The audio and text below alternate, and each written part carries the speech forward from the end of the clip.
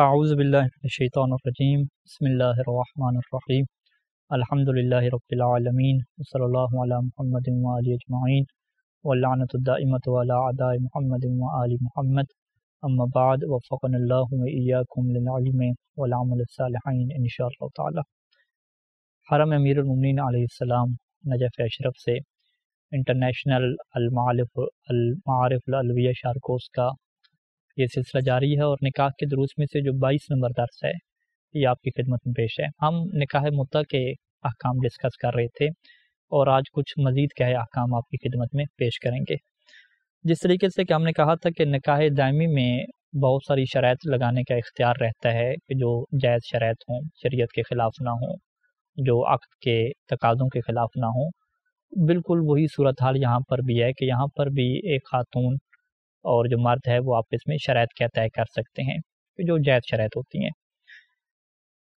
جیسے فرض کریں کہ خاتون یہ طے کر سکتی ہے کہ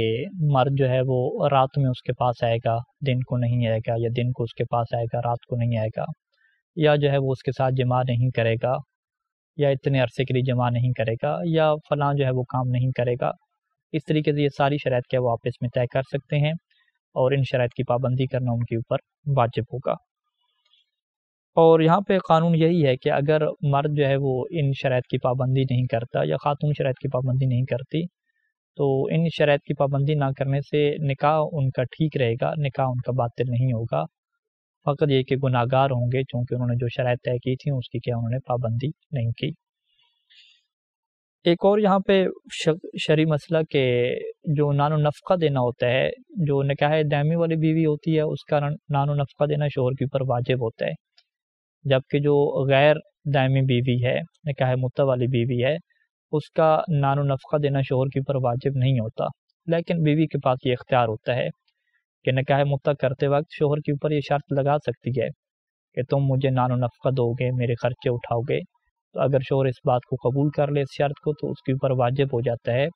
کہ نکاح متع والی بیوی کا بھی نان و نفقہ ادا کرے۔ تو لہٰذا جو ہے وہ اس میں فرق کیا ہے کہ نکاح دائمی میں یہ شرط بیوی نہ بھی لگائے تو پھر بھی شوہر کے اوپر واجب ہوتا ہے کہ اس کا نان و نفقہ ادا کرے، لیکن نکاح متع میں اگر شرط نہ لگائے تو شوہر کے اوپر واجب نہیں ہے نان و نفقہ دینا،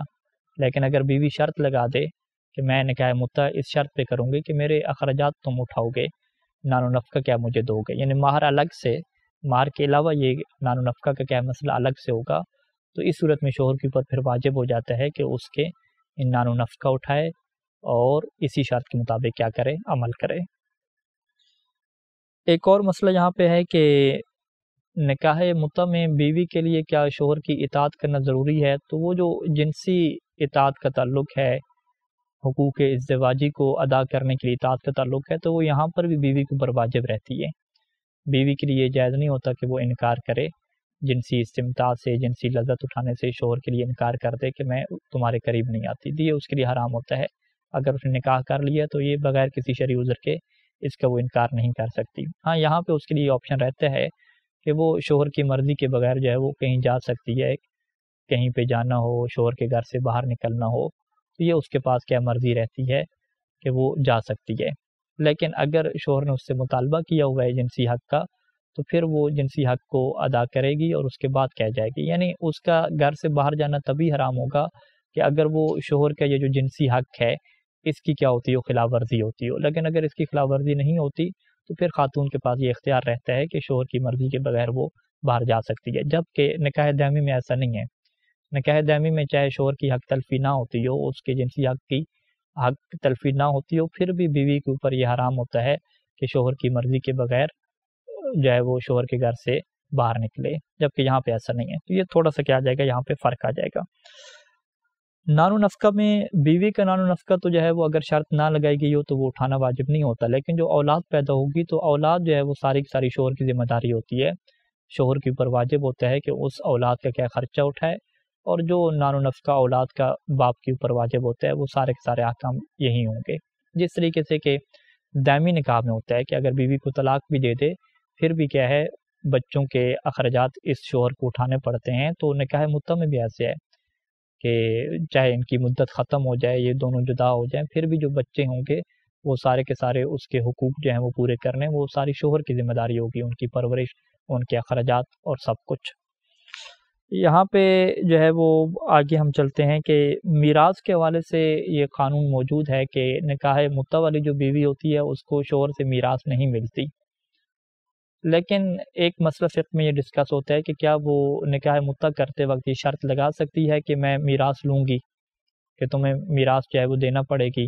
اگر تم فوت ہوتے ہو تو یہ ایگریمنٹ ہوگا کہ تمہاری کیا میراث مجھے بھی ملے گی۔ تو یہاں پہ سید سیستانی نے احتیاط واجب لگائی ہے کہ احتیاط واجب کے طور پہ ایسی شرط لگانا کیا ہے، درست ہے یا درست نہیں ہے۔ اس میں کہا کہ آپ احتیاط کا جو تقاضا بنتا ہے اس کی رعایت کریں، یعنی احتیاط کا تقاضا یہاں پہ کیا بنتا ہے کہ اگر نکاح متع والی بیوی ہے تو وہ اس کے لیے احتیاط کیا ہے کہ وہ میراث نہ لے، اپنی مرضی سے چھوڑ دے، اور اگر وہ لے رہی ہے تو پھر اس کے جو وارث ہیں مرحوم کے،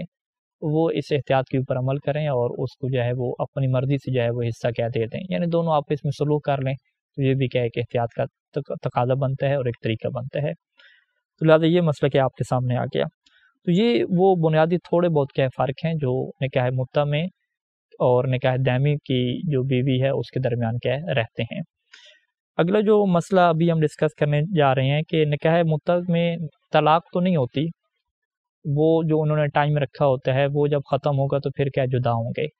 لیکن اگر اس ٹائم سے پہلے یہ آپس میں جدا ہونا چاہتے ہیں، اپنے رشتے کو ختم کرنا چاہتے ہیں، تو وہاں پہ کیا سسٹم ہے اور کیا قانون ہے، کیونکہ یہاں پہ طلاق تو ہے نہیں۔ تو وہاں پہ اس سے فقہ میں کہتے ہیں مدت کو بخش دینا، یعنی ہم اپنی زبان میں مدت بخش دینا، مدت کو ہبہ کر دینا، بذل کر دینا، یعنی شوہر یہ کہے گا کہ ٹھیک ہے ابھی ہمارے 2 مہینے رہتے ہیں، 3 مہینے رہتے ہیں، لیکن میں اپنی مرضی سے یہ مدت تمہارے لیے کیا معاف کرتا ہوں۔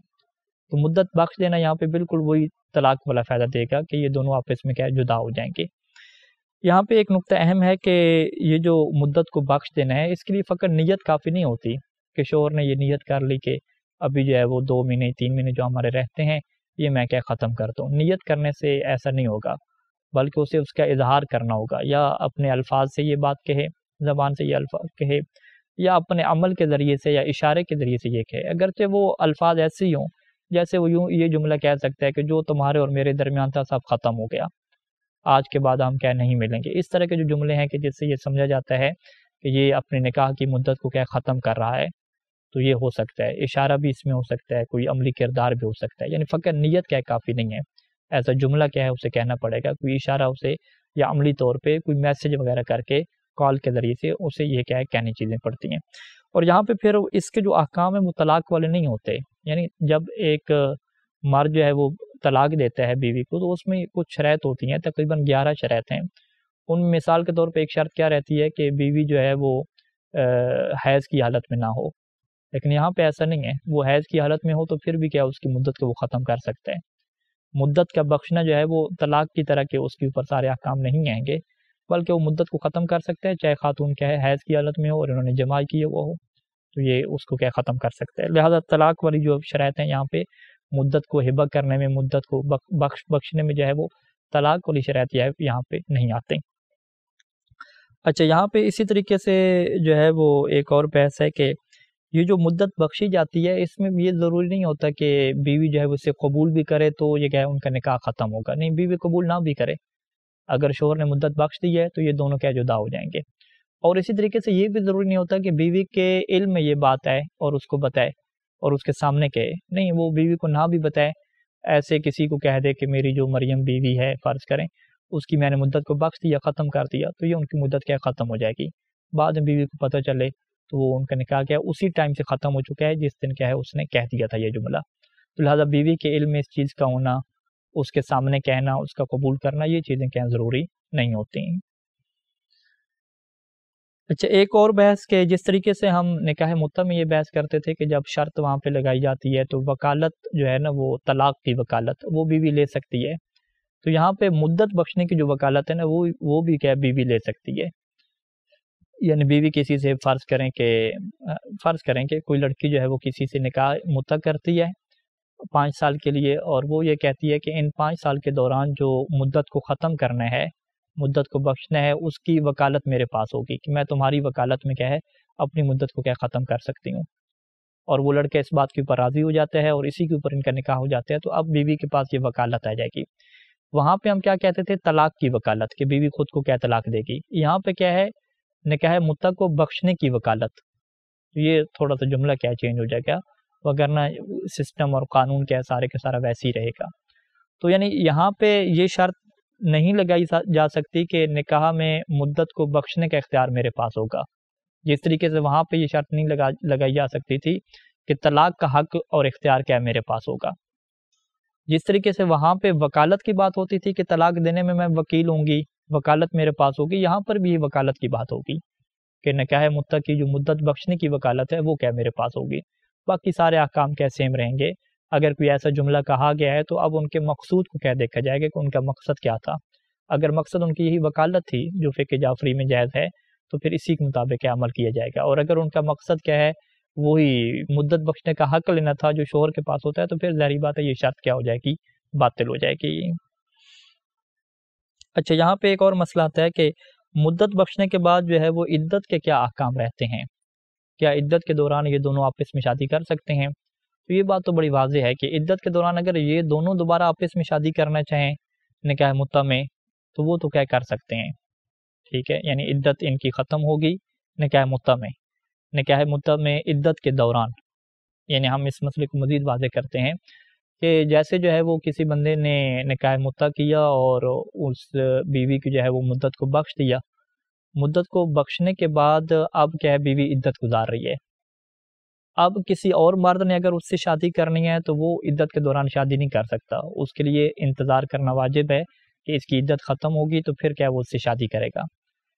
لیکن اگر یہی جو اس کا پہلا شوہر ہے وہ اس سے کیا شادی کرنا چاہتا ہے، وہ اس سے نکاح کرنا چاہتا ہے، چاہے وہ نکاح دائمی کرنا چاہتا ہے یا دوبارہ سے کیا نکاح غیر دائمی کرنا چاہتا ہے، تو اس کے پاس یہ اختیار ہوتا ہے کہ عدت کے دوران ہی کیا ہے یہ اپنی بیوی سے کیا کر لے، یعنی وہی بیوی جو عدت گزار رہی ہے جو اس کی سابقہ بیوی تھی، اسی بیوی سے وہ کیا کر لے، دوبارہ کیا نکاح کر لے۔ دوبارہ نکاح، یہ جملہ میں کہہ رہا ہوں اس کا مطلب کیا ہے کہ عدت کے دوران یہ کیا کر لے، اس سے نکاح کر لے، تو یہ اس کے لیے کیا ہوتا ہے؟ جائز ہوتا ہے، جبکہ دوسرے بندے کے لیے کیا ہے؟ جائز نہیں ہوتا کہ عدت کے دوران کیا کرے، اس سے نکاح کرے۔ تو یہاں پہ ابھی ہم آپ کے سامنے بیان کرتے ہیں کہ نکاح مطلع میں عدت کے کیا احکام ہوں گے۔ نکاح مطلع کی مدت ختم ہو گئی یا جو مدت رہتی تھی تو شوہر نے وہ معاف کر دی، بخش دی، ختم کر دی، اس کے بعد بیوی کو کتنی عدت گزارنا کیا واجب ہے؟ تو یہاں پہ سید سستانی دامت ظل علیہ نے لکھا کہ یہاں پہ وہی صورتحال ہے کہ اگر وہ خاتون یائسہ نہیں ہے،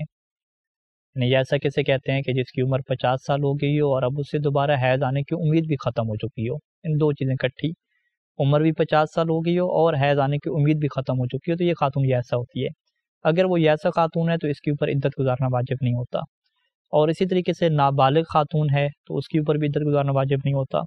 اور اسی طریقے سے اگر جماع نہیں ہوا، ہم بستری نہیں ہوئی، تو پھر بھی عدت گزارنا واجب نہیں ہوتا۔ بالکل یہ نکاح دائمی کی طرح ہے، جس طرح دائمی بیوی کے اوپر ان صورتوں میں عدت گزارنا ضروری نہیں ہوتی، یہاں پر بھی کیا عدت گزارنا ضروری نہیں ہوگا۔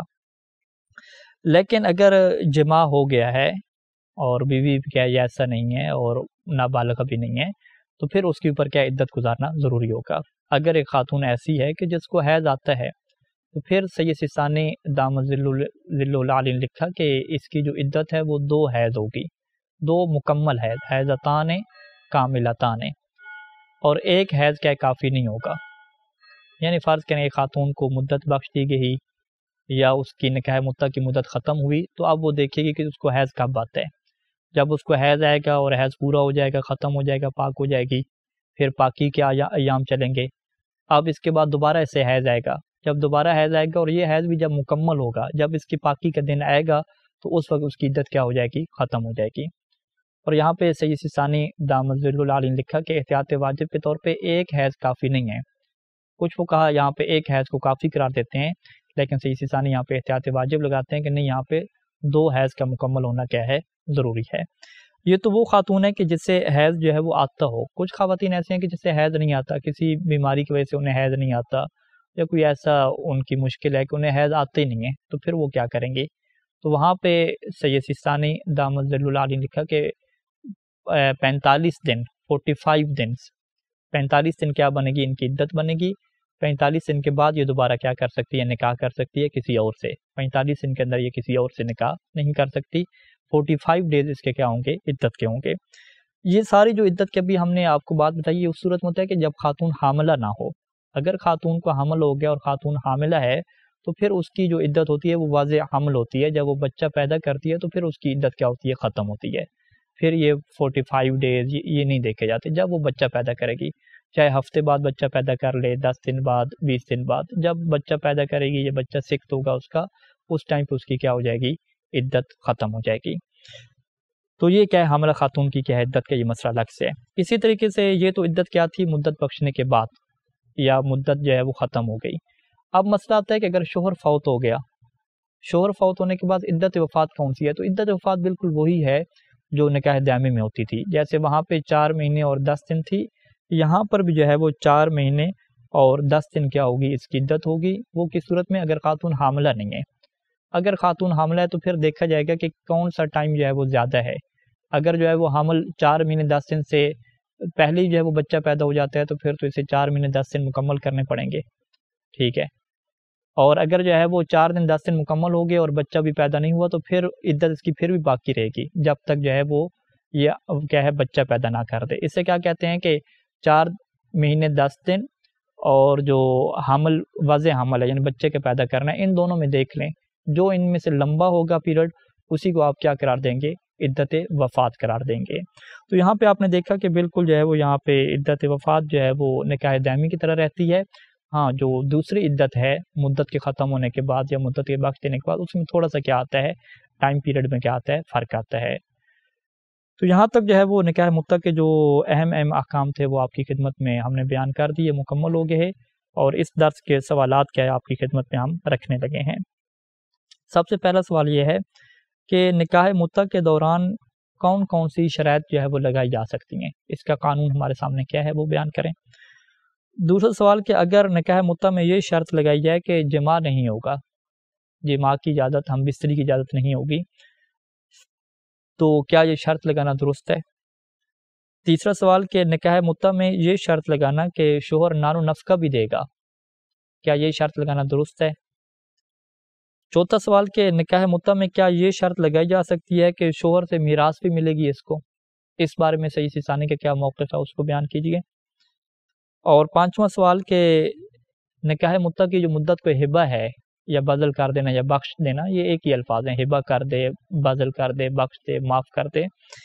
اس کا کیا مطلب ہوتا ہے؟ اس کو واضح کریں کہ مدت کا ہبہ کرنا کیا مطلب، مدت کا بخش دینا کیا مطلب، اس کی وضاحت کریں اور ایک مثال کے ذریعے سے یہ بات سمجھائیں۔ اور اگلا سوال ہے کہ نکاح مطلق میں